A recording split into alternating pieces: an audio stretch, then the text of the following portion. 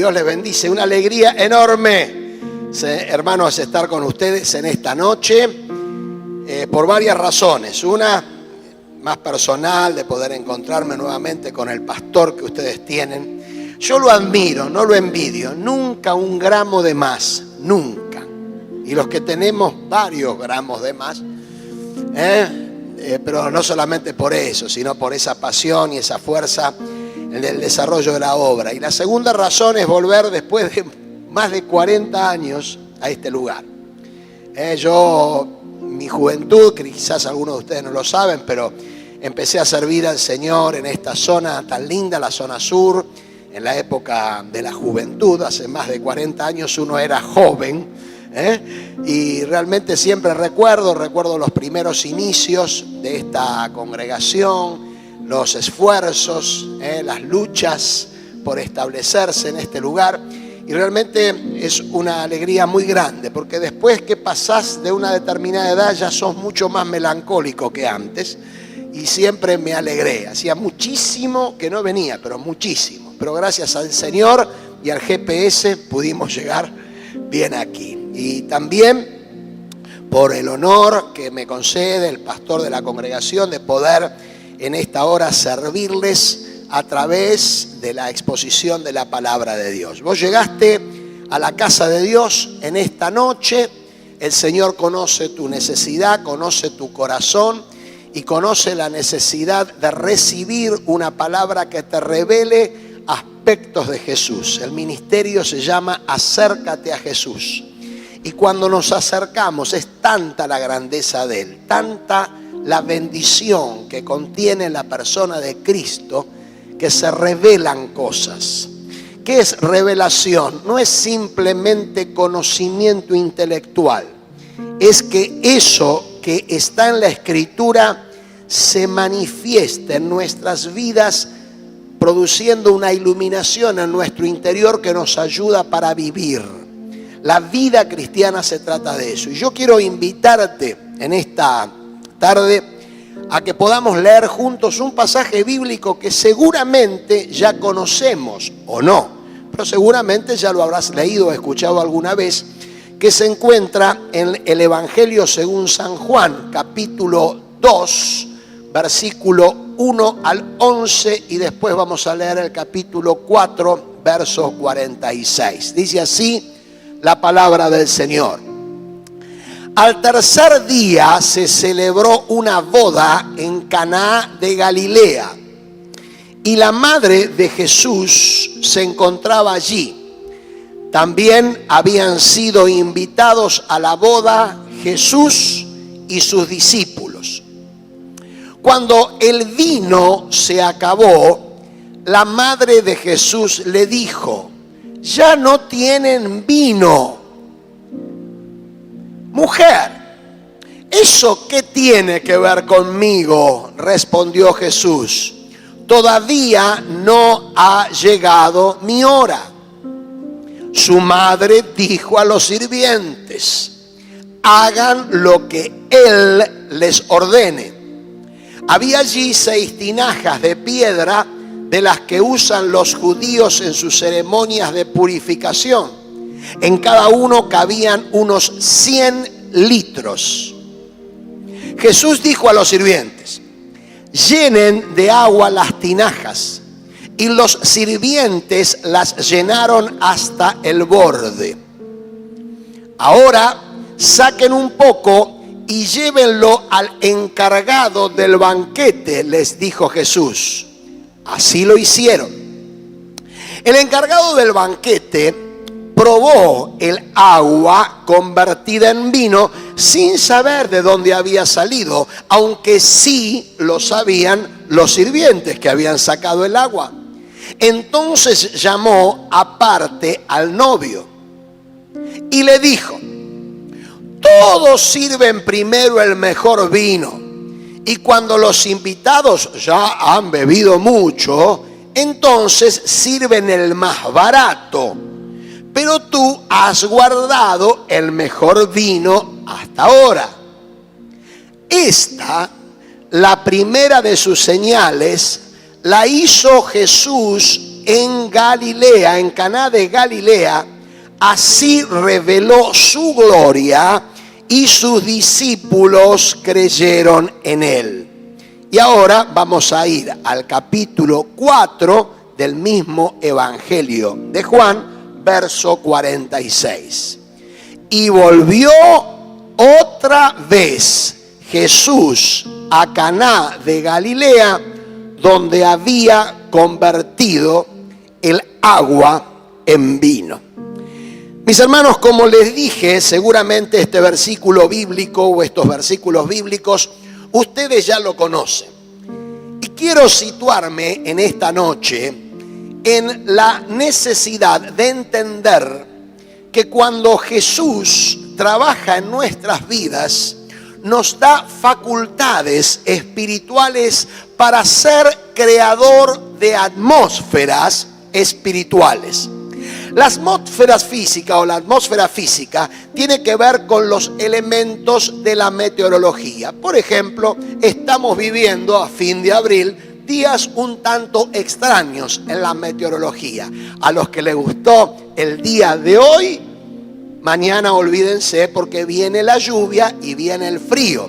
Esto no se lo digo porque soy profeta, sino porque miro la aplicación del teléfono. O sea, cambia la atmósfera, cambian las condiciones del clima, cambian las realidades atmosféricas. Ahora, el mundo espiritual, querido hermano, querida hermana, tiene también las posibilidades de desarrollar atmósferas. Ahora, ¿quién crea las atmósferas? Vos quizás estás pensando, bueno, las atmósferas las crea Dios.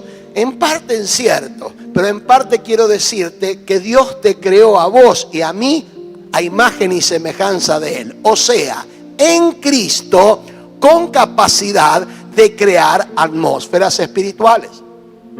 El pasaje que acabamos de leer es un pasaje donde se manifiestan por lo menos 5 atmósferas espirituales a las cuales Dios te llama a vos y a mí a formar en los lugares donde vos te manifestás día tras día. La primera de ellas, casi una obviedad, una atmósfera de celebración. ¿Dónde estaba Jesús? En una fiesta. ¿Qué va uno a hacer a una fiesta? A festejar. En Caná de Galilea, como en Fiorito en el 2023, los casamientos son para festejar. Así que si vos estás pensando en ir a una fiesta de casamiento sin festejar, mejor no vayas. ¿Por qué? Porque es un lugar de celebración. Es un lugar donde hay alegría. Es un lugar donde hay que compartir la alegría del pacto que generan esos novios al poder desarrollarse en su vida. ¿Qué hace Jesús? Jesús no lo sorprende la madre, no lo sorprende María. Jesús sabía en su agenda espiritual que allí iba a haber alegría. Jesús no eligió un velatorio, una muerte, un accidente o una situación así para debutar en cuanto a sus señales. Lo hace en una celebración como una indicación profética. Mis hermanos, vivimos en un tiempo y en una instancia donde todo el mundo se queja, donde todo el mundo tiran pálidas. No es necesario que yo abunde mucho en eso. Solamente prende un rato el televisor o conectate en internet o prendete en un portal de periodismo o lo que sea y vas a ver todos los días pálidas. Ahora, ¿qué habla el Señor aquí? Que cada uno de nosotros en Cristo estamos habilitados por su Espíritu Santo a crear atmósferas de celebración. Celebración de gratitud, celebración de reconocimiento, celebración de que nuestra cabeza piense todo lo bueno, todo lo amable, todo lo digno de buen nombre, todo lo que es digno de alabanza. En eso pensad. ¿Qué nos está diciendo el apóstol Pablo en esto? Que estamos nosotros con la responsabilidad en el lugar donde estemos crear una atmósfera de celebración. ¿Creaste en este día atmósfera de celebración? Y vos quizás estás pensando, pero pastor, ¿qué es lo que hay que celebrar? Yo celebraría que el Señor ya te eligió por su gracia para ser parte de su familia. ¿No es eso para celebrar? ¿No es eso para estar contento? No es esto para ingresar el día de mañana domingo, que la mayoría de la gente que no cree en el Señor le agarran ataques de pánico, depresión, porque no hacen nada y su cabeza trabaja preguntándose ¿para qué estoy aquí en este mundo? Vos, querido, vos, querida, estás aquí en esta noche para celebrar que Jesucristo te salvó, que te redimió, que te dio nueva vida, que sos parte de la familia de la fe, que sos parte de la familia de Dios, que aunque no te lo merecías, como tampoco me lo merecía yo, por su gracia podemos estar aquí. No es para celebrar. No es para celebrar, no solamente cuando venimos a un culto, con esta expresión de culto. Porque quiero decirle que durante mucho tiempo el diablo le escondió a la iglesia la realidad de la celebración. Uno llega hoy a la casa de Dios y ve la celebración, los hermanos con las manifestaciones, con las banderas y todas esas cosas que indican que hay un sentido de celebración. Nosotros no venimos a celebrar la muerte de nadie, venimos a celebrar la resurrección de aquel que vive para siempre. Por eso es que Jesús, no en vano ni por casualidad, eligió un casamiento para comenzar su ministerio de señales y prodigios. Tu escuela necesita una atmósfera de celebración. Tu casa necesita una atmósfera de celebración. El trabajo donde estás necesita una atmósfera de celebración. Ahora, para eso, ¿qué hay que hacer? ¿Hay que buscar cotillón, globo, bonete, como en la época cuando yo era chico? No, simplemente vos crear espiritualmente en el poder de Jesucristo una atmósfera en donde haya gratitud, reconocimiento, donde haya obediencia, donde haya un sentido de integridad, un sentido de valoración del otro aunque opine diferente a mí. Eso quiere decir celebración. Hermanos, tenemos que entender esto espiritualmente, porque la celebración atrae. La celebración, aunque muchos no entiendan nada, porque seguramente, querido, cuando vos llegaste al Evangelio, no entendías un montón de cosas. ¿Cuántos me dicen amén a esto? Muy bien, yo creía que iban a ser más. Se ve que hay más entendidos. La mayoría de la gente, cuando llega a nuestras reuniones, no entiende una pepa, hermano. Desde el punto de vista racional, pero hay algo que entiende, porque hay algo sobrenatural, que es justamente que están celebrando, que están contentos, que no viven en la Argentina, no viven en el país, no viven en un lugar donde vas a comprar una cosa una semana a otra y te modifican los precios. Sí, claro que vivimos en el mismo país, pero nuestra mirada no está puesta en eso, sino en algo más grande que atraviesa la realidad tan dura que tenemos que vivir. Por eso es que celebramos cuando nadie celebra. El mundo que no conoce al Señor, ¿qué necesita para celebrar? Y un mundial. Pero ¿qué hubiera pasado si el Dibu no se ponía así y no le pegaban al mundo? Para los que no saben lo que estoy hablando, después pregúntenle al pastor. ¿Qué hubiera pasado si hubiera entrado la pelota esa? Si hubiéramos salido segundos. Porque se necesita algo. Por eso es que sociológicamente, ya no deportivamente, sociológicamente 5 o 6 millones de argentinos salieron a la calle en diciembre del año pasado. Y yo también salí, Bahía Blanca también salí. Llevaba a mi nieto en el hombro y se me cayó el nieto porque había algunos que estaban celebrando demasiado. Y no con el vino sino con otro Baberreta todavía. Celebración. Hermano, para que vos puedas crear un ámbito, una atmósfera de celebración, primero tenés que celebrar vos adentro. Tiene que haber el gozo del Señor. El gozo del Señor es nuestra fuerza. Ese gozo. ¿Cuál es tu imagen de Dios? Vos todavía seguís teniendo la imagen de Dios, un Dios que es así. El Dios que te enseñaron los artistas medievales, un Dios vencido con cara de pusilánime, con ciertas tendencias de rara identidad sexual. No. Nuestro Dios es un Dios que se goza. Nuestro Dios es un Dios que se ríe. El Salmo número 2 dice: se reirá de aquellos que se burlan, de aquellos que lo tienen en poco, de aquellos que lo niegan. El Señor no se enoja, se ríe. Mira, estos no creen. Se ríen. El Dios que se goza, un Dios que se alegra.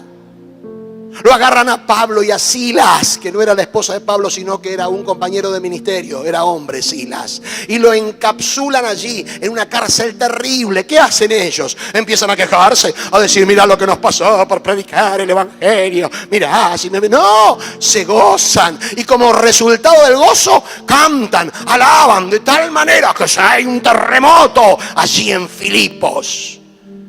Y fue cosa de una pavada decirle al carcelero que crean en Cristo y será salvo su y su casa, porque el carcelero ya estaba tocado por el Espíritu Santo, porque no podía entender. El gozo del Señor no se puede entender. Celebrar, hermano, practicar y crear atmósferas de celebración. En segundo lugar,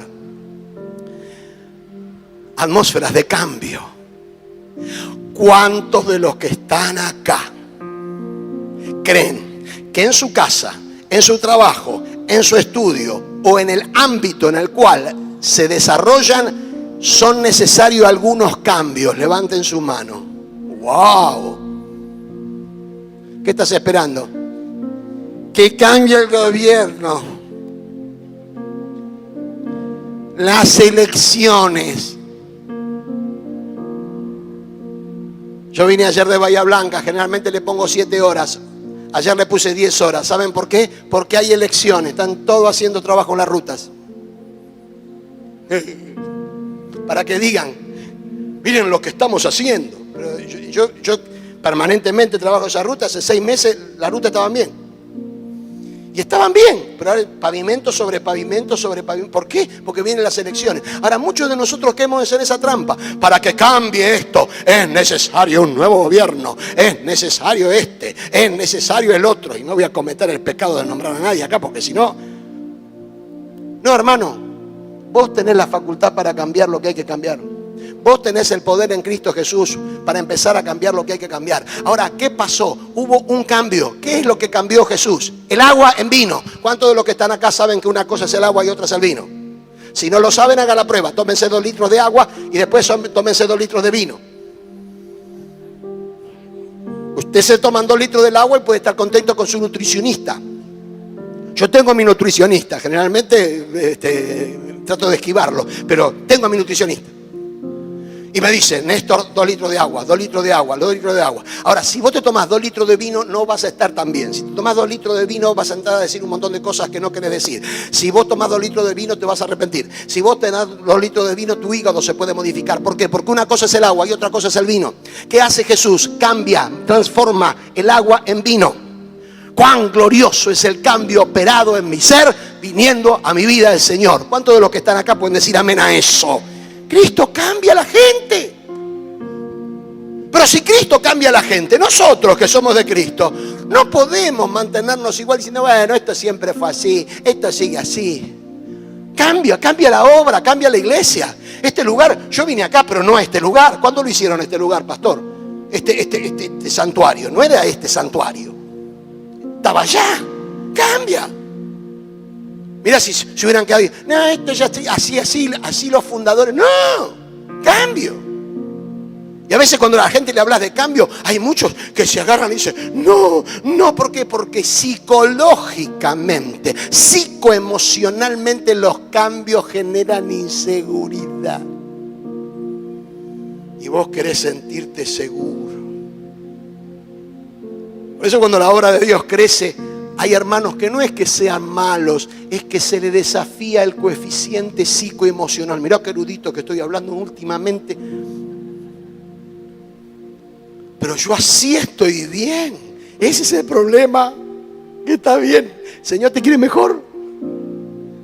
Entonces, ante el cambio, la resistencia, ante el cambio, no. Dios es un Dios de cambios, cambia a la gente, la transforma por el poder de su Espíritu.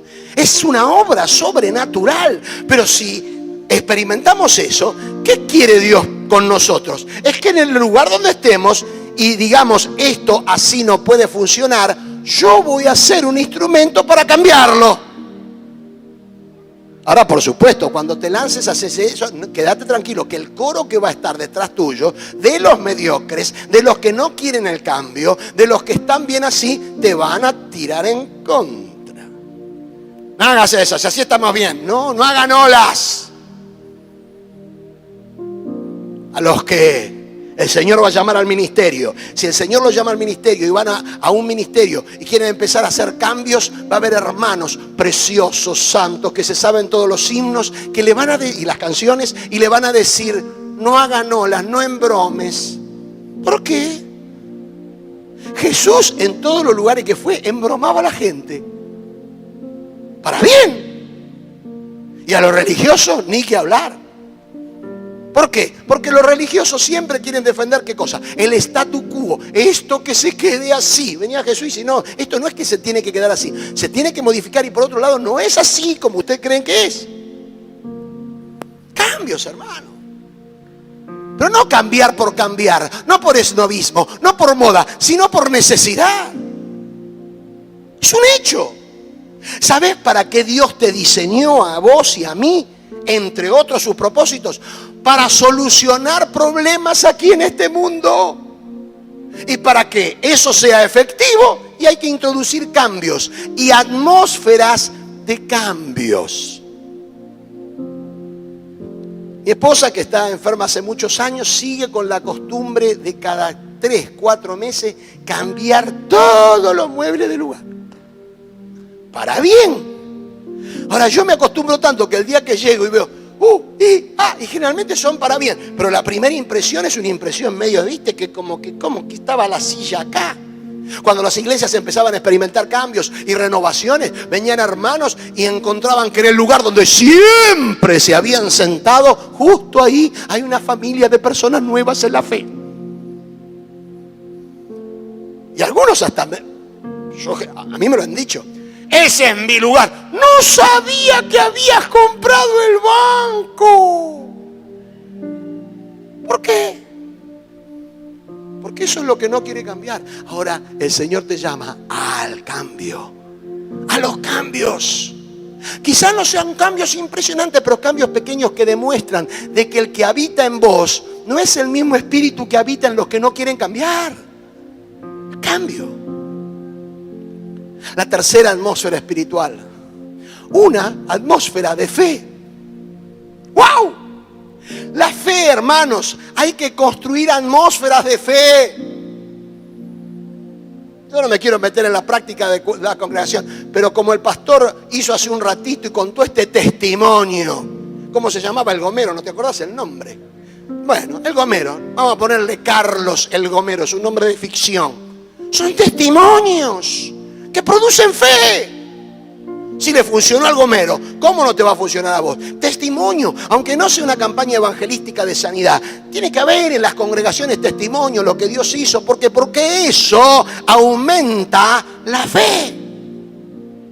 Ahora, ¿qué dice la palabra del Señor? En el versículo 46 del capítulo 4 dice que volvió Jesús a Caná de Galilea. ¿Por qué? Porque allí había una atmósfera de fe.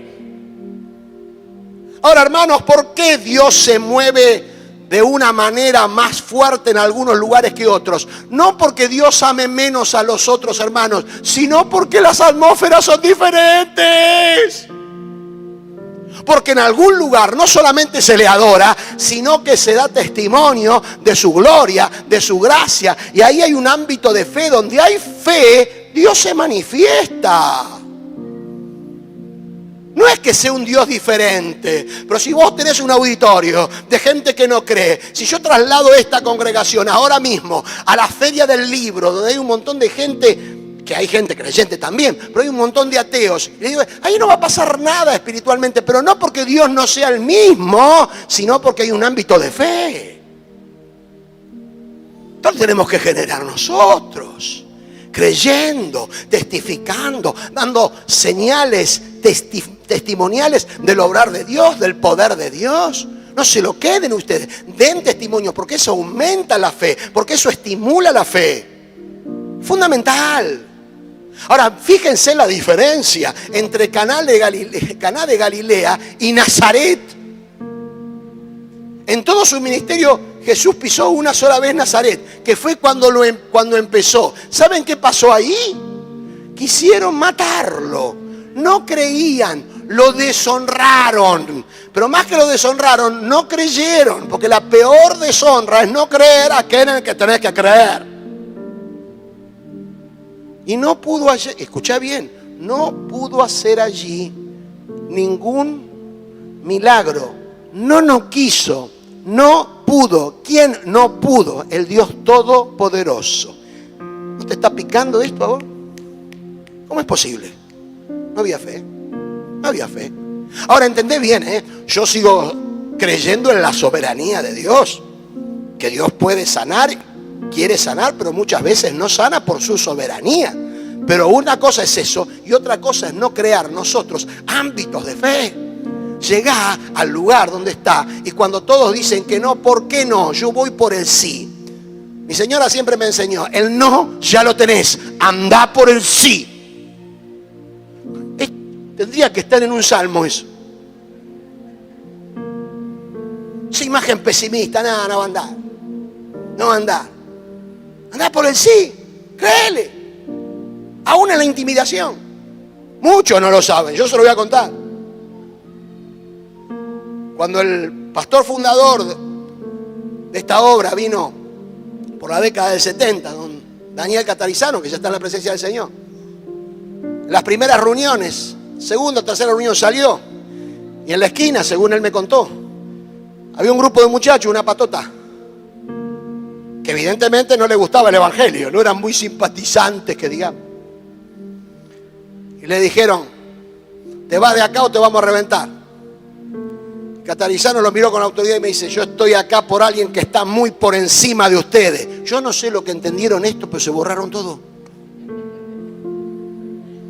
Porque le habló en lenguaje mafioso.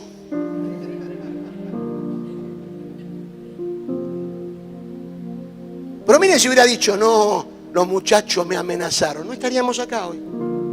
Actitud de fe, de creer, de decir, vamos para adelante. El Señor lo garantiza, así lo haremos.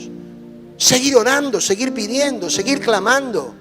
El Señor habla claramente de la actitud persistente de fe en esa parábola tan extraordinaria que es la de la viuda y el juez injusto. El juez ese era peor que cualquiera de lo que tenemos nosotros. Era injusto de verdad, era malo, no le importaba nada, pero era tanta, iba, que llegó un momento en que el juez dijo en versión Reina Evolución actualizada, esta viuda me tiene, le voy a hacer justicia. Pero no porque yo sea justo ni temo a Dios, sino porque no quiero que me moleste más. Estoy siendo suave, ¿Qué me molesta más? Ahora, Jesús le dice claramente en la parábola, si esto dijo el juez injusto, ¿cómo no el Dios de amor y de gracia no va a operar a favor de sus hijos cuando le creen? Cuando le creen. Esa fe de un niño. Mire, yo ahora estoy en la etapa de abuelo. Le cuento cada historia a mi nieto, que son ficción pura, pero qué lindo es verle la cara. Ellos creen todo. En cualquier momento se avivan y no me hablan más.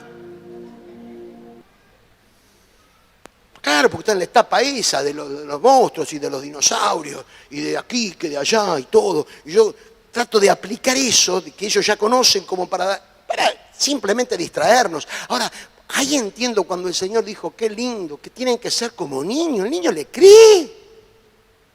Le cree. Atmósfera de fe, hermano.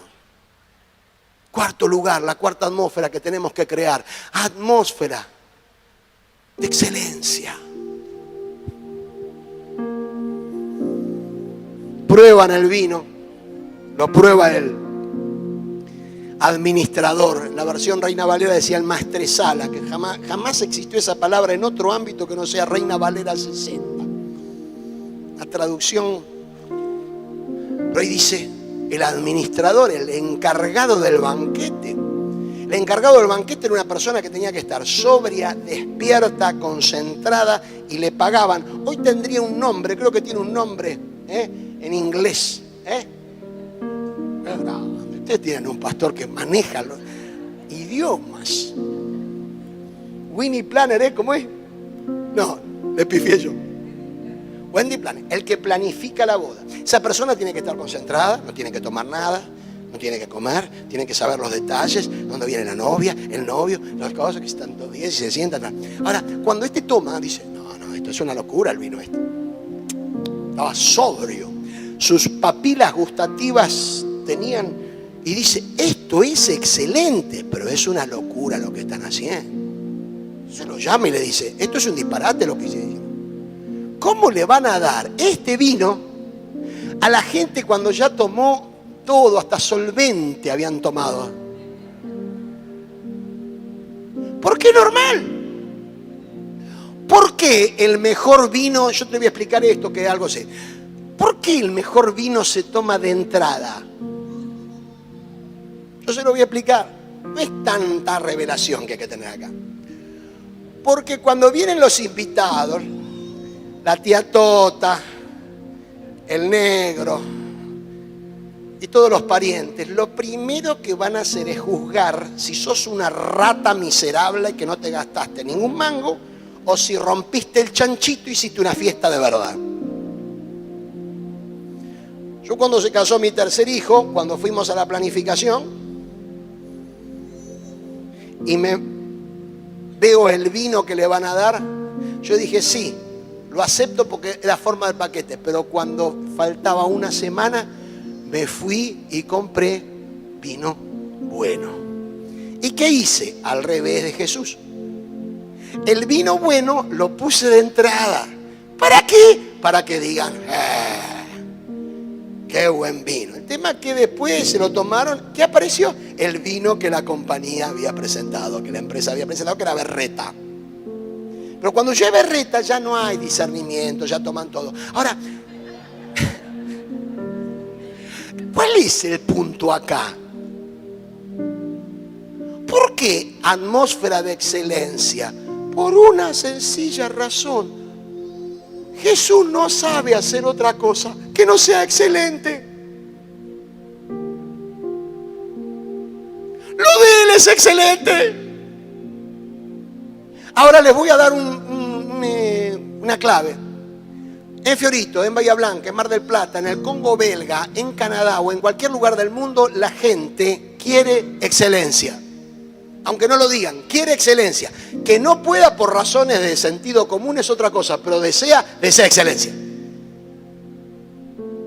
Yo no sé, hermanos, espero que no, pero durante mucho tiempo los evangélicos sufrimos un síndrome que se llama palonrismo, palonra y la gloria de Dios, que era más o menos así, hagámoslo más o menos, porque para la honra y para la gloria de Dios. Más o menos en el vocabulario del profeta Copani diríamos, atalo con alambre. Ahora lo que hace Jesús es atarlo con alambre. Y nos acostumbramos a eso, Cuando tenía 14 años me acuerdo que hacíamos, en vez de quinto sábado, una vez cada 2 meses reuniones unidas. Y me acuerdo el caso de una iglesia de la zona sur, no voy a nombrarlo porque no quiero herir, a lo mejor la hermana está acá y pasa un mal rato. Había una hermana y teníamos en la reunión de jóvenes cada uno que cooperar con algo. Alguien de una iglesia predicaba, el otro decía una poesía y había una hermana que cantaba. Ella hasta el día de hoy creía que tenía buena voz, hasta el día de hoy. El tema es que cuando llegaba a decir una frase más o menos como esta: ustedes no se concentren en mi voz, concéntrense en la letra. Y yo tenía 14 años y dice, para eso lo solucionamos dándome una fotocopia y se terminó el asunto. Pero no. Se lanzaba a cantar. Y cuando empezaba a cantar, yo no lo supe en ese momento, después lo descubrí, que fueron mis primeros entrenamientos de guerra espiritual estratégica, orando para que termine. Bueno, ahora, que termine, que no tenga 2 estrofas. Ahora, la segunda vez que la escucho, claro, le pregunté, claro, ensayaban en un tono y después cantaban en otro tono. Yo no soy un especialista. algo de música sé. No es lo mismo do que mi. No es lo mismo fa que la. Por eso es que cada nota tiene. Ahora, ¿por qué eso no lo? Porque había una mentalidad de que después de todo es para Dios. Ustedes simplemente lean, escuchen la letra. Porque miren, hay gente, y esto hablo de los que cantan, que tienen unción y desafinan, pero la unción cubre el desafino. Otros cantan bien y no tienen unción. El buen canto tapa la unción. El drama es cuando desafinás y no tenés unción. Producto de una mentalidad que no busca la excelencia. ¿Qué hace Jesús? Excelencia. Entonces, la aplicación, ¿qué es lo que tenés que crear vos en el ámbito donde estás? Una atmósfera de excelencia. Ahora, la excelencia no necesariamente, aunque a veces lo incluye, tiene que ver con muchos recursos. Podés ser excelente en la actitud, podés ser excelente en el horario. ¿Cuántos saben que el horario es el horario? Que las 8 p.m. es la agujita grande en el 12 y la chica en el 8. ¿Cuántos saben de eso? Qué revelación que le estoy dando. ¿Vos sabés que hay creyentes que no lo saben todavía eso? Tienen que hacer no un curso de discipulado, un curso de horario. Y explicarle por qué. Y porque dice, quien dice a las 8 es 8:30. Quien dice a las 8:30 dice a las 9. Anda a Yanquilandia y trata de decirle a los americanos, te matan. Ellos tienen una frase que dice así, te la voy a decir en inglés para que sepas que yo también manejo idioma. Castillo. The time is money. El tiempo es dinero. Excelencia en las actitudes, excelencia en los gestos, excelencia en un montón de cosas. El Señor nos llama porque somos creados a imagen y semejanza de aquel que lo creó todo con excelencia. Él de manera excelente colocó el planeta Tierra a una distancia del Sol para que no nos calcinemos ni nos muramos de frío. Eso es excelente. ¿Y nosotros qué tenemos que hacer? Excelente. ¿Cómo era el vino? Excelente. Y el único tipo sobrio que había en la boda se dio cuenta. Nosotros no sé, pero este sí. ¿Por qué? Porque lo notó. Excelencia. Mi hermano, el Señor te llama a la excelencia. Renuncia, te lo digo de todo corazón, a cualquier vestigio de mediocridad. Terminemos con la imagen esa. No, porque hay mucha gente que en sus trabajos, en sus proyectos personales son excelentes, pero para las cosas de Dios, de cuarta, lo que sobra. Eso lo decía bien el pastor. ¿Qué es lo que es la ley de la proporción? Tenía que ser un contador el que le explicara. La ley de la proporción. Dios mira el corazón, claro que mira el corazón. Y como mira el corazón, tiene que mirar cuál es tu actitud. Lo quiero hacer para vos, Señor, lo quiero hacer bien. Lo quiero hacer para que otros capten en ti excelencia. Y la quinta atmósfera que el Señor te llama es la atmósfera de la abundancia.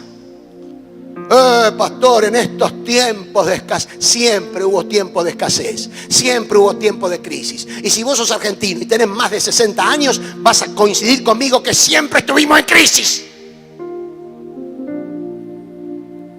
Es parte. Hoy un pastor de Guatemala me decía, pero esta es la primera crisis. No, esta ya no, nosotros ni las contamos ya. Porque ya es algo natural. Es algo natural, porque este hermano de Guatemala no puede entendernos, no puede entender. ¿Cómo usted? Claro, yo le decía, hermano, es muy sencillo. El problema nuestro no es que sea un país, nuestro país es riquísimo, está empobrecido por el mal y por una mentalidad de mediocridad. De mediocridad, de atarlo con alambre. Bueno, ahí está. Todavía, queridos hermanos, se lo digo con mucho dolor. Hay siervos de Dios que llegan al púlpito, por eso es que acá por lo menos tenés que dar los versículos. Hay muchos púlpitos que todavía van al púlpito y en ese momento se le ocurre que van a predicar. Algunos todavía siguen jugando a la ruleta rusa o al azar diciendo, donde cae el dedo de eso predico. Hermano, eso no tiene nada que ver ni con unción ni con ministerio profético. Eso es mediocridad en su grado máximo. Porque el siervo de Dios de en serio ora al Señor, prepara su mensaje, hace su bosquejo o lo que sea en la tablet o en el papel o donde sea, y llega con una carga y con temor reverente, habiéndose preparado para dar la palabra. Pero hay algunos que todavía están con el coso así, pobre hermano, pobre gente. Y la gente, muchos dicen, sí, porque el Señor se lo reveló. Un día le pregunté a uno, porque eso, para que no me lo robe Satanás. No, Satanás no te lo está robando, te lo está inspirando.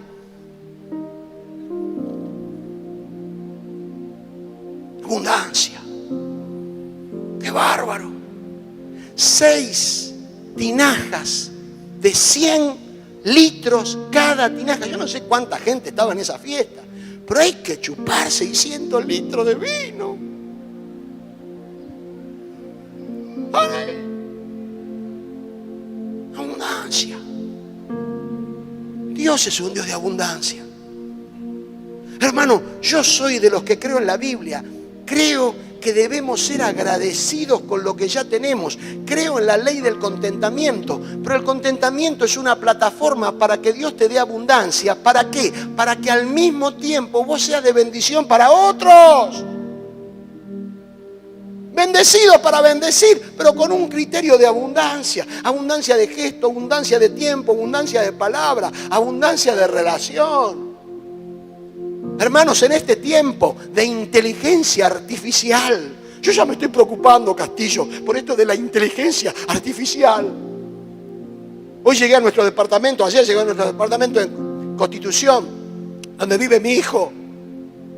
Y cuando llegué, dice, Google, préndete. Y se prendió la luz. Sin botón. Y todavía naturalmente él me dice, decile cuando la querés prender. Y si querés cambiar de colores, también cambiar de colores. Casi más me agarró un infarto. Inteligencia artificial. Y está bien la inteligencia artificial. Y es bueno adaptarnos a todo lo que estamos viviendo en la inteligencia artificial. Pero no nos confundamos. Que eso no nos quita el sentido de abundancia. ¿Por qué le estoy hablando de esto? Porque muchas veces en encuentros de familia o en encuentros sociales donde tenemos que mirarnos a los ojos unos a otros, van todos y están. Yo lo tengo por ahí. No, acá lo tengo. A ver, acá. Y entonces, estamos. Ahora, si vamos familia, déjalo un rato el bicho este. Porque te voy a decir una revelación impresionante que ningún predicador latinoamericano ni centroamericano te dijo. Este en el cielo no entra. Acá sí, pero allá no. Ay, nos acostumbramos tanto. Claro. Pero cuidado, porque eso hace que nos miremos a nosotros mismos y no tenemos cuenta que la abundancia se tiene que manifestar en las relaciones con otros, en el gesto con otros, en el peaje. Yo una vez estaba la oportunidad para llegar al hombre del peaje y para echarle una bendición, querido, que Dios te bendiga, Jesús te ama, palabras sencillas, todo. Y veía como todos los que estaban ahí, adelante mío, hacían así. Ni miraban al ser humano que estaba dentro de esa cabina. Señor te llama ¿a qué? A ser abundante. Abundante en tu actitud, abundante en el tiempo que invertís en las personas. Abundante en los recursos, pocos o muchos que tenga. Esta mujer, la de la enseñanza que nos dio el pastor, fue una mujer con mentalidad de abundancia. Era pobre porque no sé, vivía en la Argentina, pero no sé por qué era pobre, porque era viuda. La viuda en aquella época, no había viudas ricas que cobran doble de jubilación. En aquella época, las viudas eran abandonadas. Pero esta mujer, ni su situación impidió tener mentalidad de abundancia.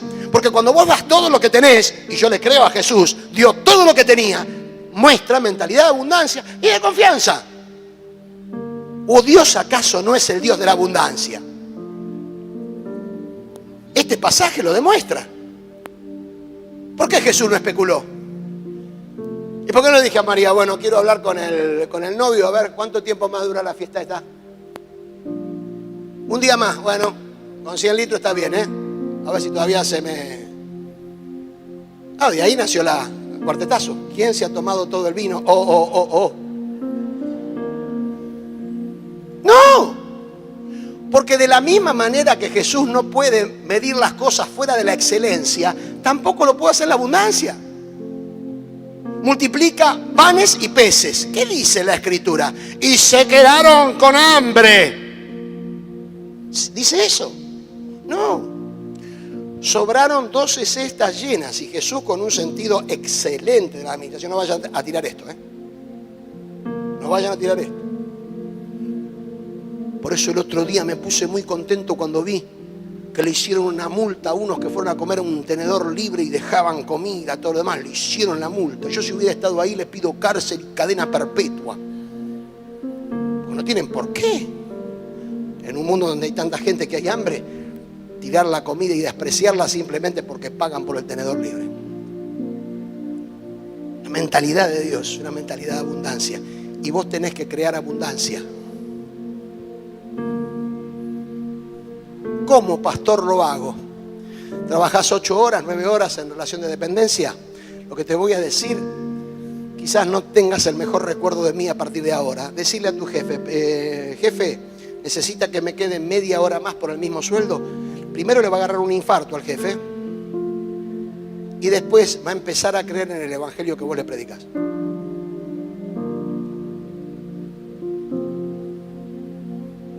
¿Vos creés que esto es imposible?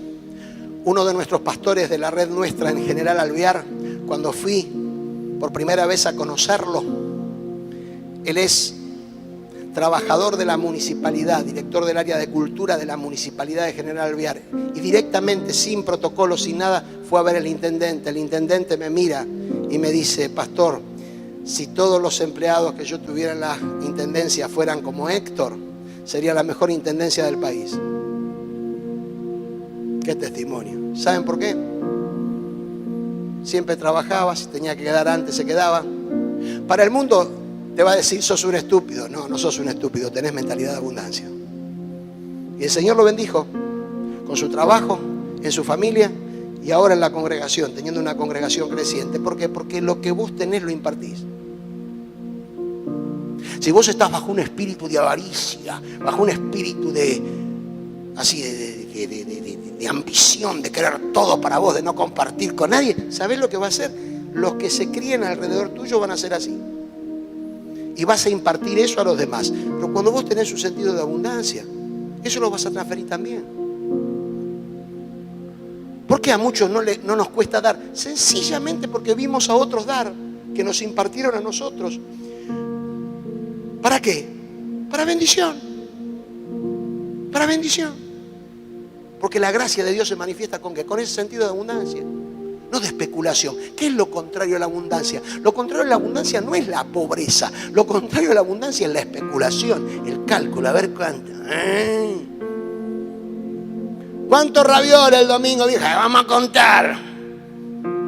Según nutricionista, cada uno, pues, más de 20 hace mal, 20. Y comes cuando vas por el 18, empiezas a orar: Señor, por favor. No, eso no es abundancia. Perdonen que sea tan autorreferencial. Yo me crié así. Una familia recontra de mentalidad de abundancia. Y no porque éramos ricos, pero teníamos mentalidad de abundancia. Yo cuando tenía 14, 15 años, mis 2 hermanos estaban casados y todos los domingos venían a almorzar con sus esposas. ¿Qué hacía mi mamá? Fideos, ravioles, pero claro, con mentalidad de abundancia. ¿Qué pasa cuando hay mentalidad de abundancia? Sobra comida. Y mi vieja, dogmática de no tirar nada, hacía malabarismos el resto de la semana. Entonces los ravioles el domingo al mediodía, a la noche, después del culto, ravioles. Al otro día venía del colegio secundario en Loma de Zamora, en el Mentruit, llegaba ravioles fritos. A la noche del lunes, ravioles con ensalada. Hasta el jueves comiendo ravioles, me salían los ravioles. Pero acá no se tira nada. A partir de ese momento, ¿saben qué contento que me puse cuando me enteré que mis hermanos no podían venir porque no sé qué compromiso tenían? ¡Wow! Zafamos. Al otro día, pero la mentalidad estaba así. Vos decís: pastor, pero este está condicionado a lo que tenga económicamente. No, hermano, no, es una mentalidad. Es algo que tiene que ver con el corazón. Dios es abundante. ¿Vos te crees que cuando Dios te creó le dice, le voy a poner los metros cúbicos exactos para que respire lo que... No. Planeta. Que el planeta esté destruido no es porque Dios lo destruyó. Es porque el corazón del hombre hizo un montón de macana. Cierro con esto. Dios te concedió en Cristo Jesús la facultad de ser un creador de atmósferas. Sacate de la cabeza que tenés que tener, ay, pero si hubiera otro creyente más en el trabajo. No, ya eso es suficiente, sos vos. Si hubiera otro creyente más en la familia, a lo mejor hay otro creyente más en la familia, pero tiene que ser contagiado por vos para crear las atmósferas. Para decir, esto va a cambiar. Para comenzar, a partir de hoy mismo, a celebrar, a agradecer. Para tener una actitud permanente de fe. Aunque todos te digan que está mal, yo seguiré creyendo. La fe tiene que ver con una decisión que tomé siempre para crear atmósferas de excelencia, para crear atmósferas de abundancia. Dios te dio cómo hacerlo. No necesitas un mensaje mío. Ya el Señor te va a dar creatividad, maneras, formas para hacerlo. Sobrenaturalmente, porque se trata de eso. Vos sabés que Cristo ya habita en ti. ¿Lo sabés o no lo sabés? El pastor le enseña eso, ¿no? Cristo ya está dentro. Y ese Cristo va a manifestar. ¿Cómo? Creativamente. Lo va a hacer creativamente. ¿Qué le dio al gomero que le llamamos Carlos de Charata? Creatividad. ¿A qué universidad de Harvard? ¿Fue a Harvard a estudiar este muchacho o a ninguna universidad? Está bien si podés ir a una universidad, pero es un muchacho de Charata, Chaco. Pero fue creado a imagen y semejanza de Dios, como vos y como yo. Dándote creatividad para hacerlo. Cuando parecía que el mundo se venía abajo en la pandemia, muchos descubrieron que Dios les dio facultad creativa. Creativa. Los que tenemos algunos años, pensamos hace 40 años que hoy íbamos a estar con dealer y delivery de comida, llamando con, no sé cómo se llama acá, si pedido ya o no sé cómo, las empresas estas. Yo tengo testimonio de eso todos los días, porque cada 2 por 3 casi más me cruzo alguno y lo tiro por el aire con el auto. Porque pasan por todos lados, motos, cosas. Dios nos creó creativamente hablando. Ayer, sin ir más lejos, ayer me dice mi hijo, vamos a comer una bondiolita a la Costanera. Cosa que pajuerano de Bahía Blanca, ya, qué bárbaro, en la Costanera. Entonces cuando llego, pedimos la bondiolita y resulta que por disposición del gobierno no se vende alcohol. Digo, qué raro. Y me dice, papá, ¿querés tomarte alguna bebida alcohólica? No, hijo, no, está bien. No, porque enseguida pasan. Me quedé sentado y al rato pasan unos muchachos con la bicicleta y te decían, así, Fernet, cerveza, Fernet, Campari. Ahora escúchame, yo te voy a discutir, a lo mejor eso está bien, hay que sancionarlo, pero qué creativo. Sabiendo que ahí no venden, los tipos dijeron, tenemos que... Hermanos, si eso lo hacen los que no conocen al Señor, ¿cómo no vas a ser vos creativo? ¿Cómo Dios no te va a dar a vos ideas creativas? Posibilidades. En vez de llorar tanto, porque yo cuando salió el internet y las redes sociales yo estaba preocupado. Reaccioné porque claro, enfaticé en lo malo, en los chismes, en las cosas que se decían. Pero después me di cuenta que es un arma poderosísima creativamente. Y vos cuando le ves la cara a Mark Zuckerberg, le ves la cara, una cara de salame tiene. Pero revolucionó el mundo. El otro día perdió más o menos entre 35 y 40 mil millones de dólares. Y vos le veías la cara, estaba igual. ¡Ay! ¿Vos te crees que Dios le dio la creatividad a él solamente? No, te la dio a vos también. Y te la dio para crear atmósferas espirituales. Y yo vengo a decir en el nombre de Jesús y con temor reverente que el ministerio Acércate a Jesús será un ministerio de hombres y mujeres que crean atmósferas espirituales en el lugar donde están. Y los lugares donde están no van a ser los mismos. No van a ser los mismos. ¿Por qué? ¿Por magia? No. Porque Dios va a certificar esta palabra con la acción de la vida de cada uno de ustedes.